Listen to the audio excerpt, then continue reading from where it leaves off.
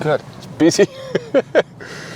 Hello everyone, and thanks for hanging out with me. I'm here in my Volkswagen ID.3, and this car, I have it for 16 months.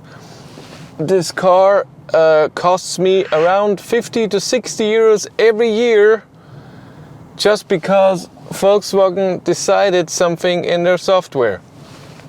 Oh God.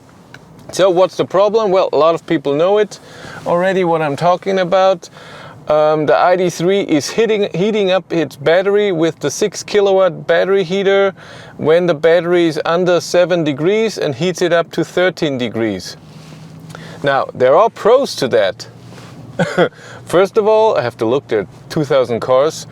First of all, you get all the range the car can give you, because a cold battery doesn't give you full range. Second of all, you don't have a power limit and don't have a region limit even at 80%. Well, even just at 80%, because it heats up the battery to that level where you have full power, full region, and the full range, so the capacity that the battery gives you. And that's nice. The problem is that most of the time you don't need that. So I don't need full range, and I don't know how much it is. Maybe it's just a few kilometers less range, and I don't need it when I go to work, and I don't need it. So those are my 3 trips that I take every day. I go to work 26 kilometers, then at 6:30 to 7 a.m. Then at 12:30 I have to do for work a little tour inside of Passau, just a few kilometers. And then I go home at around 3 p.m.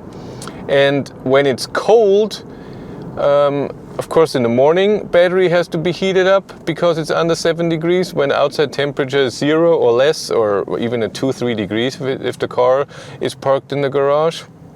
Then when it's parked for 5.5 hours outside in the cold, the battery cools down again, and it's heating up the battery again for my noon drive. And then sometimes even when I go home, but that's less the case, because it's just 2 hours after I drove it at noon. Now, I see that it usually takes 10 to 15 minutes, depending how cold it is, and it's heating up the battery with 6 kilowatt. So I calculated it's around 2 kilowatt hours per day when I do the drive, and so it's 5 days during the week when I go to work, and then it's, I would say, another day because I go shopping or we do a little trip or whatever. And so it's around the 2 kilowatt hours, 6 days during the week. And I would say from November to February, end of February. And the other month, so October and March, it's still a bit cold, but it doesn't have to do it every day. So that's just fine. So I would say then it's maybe 1 kilowatt hour or even a bit less. But I calculated, because I pay at home 25 cents per kilowatt hours, and I know in Britain it's way cheaper in other countries, but that's how it is here. And it got even more expensive from the beginning of this year, but not for me, luckily. But that's around 50 to 60 euros that I have to pay every year just for the battery heater. But there is light at the end of the tunnel. Let's all be happy. With software version 3 and new delivered ID.3s and the Cupra Born, which has the same battery and everything, it's already getting better.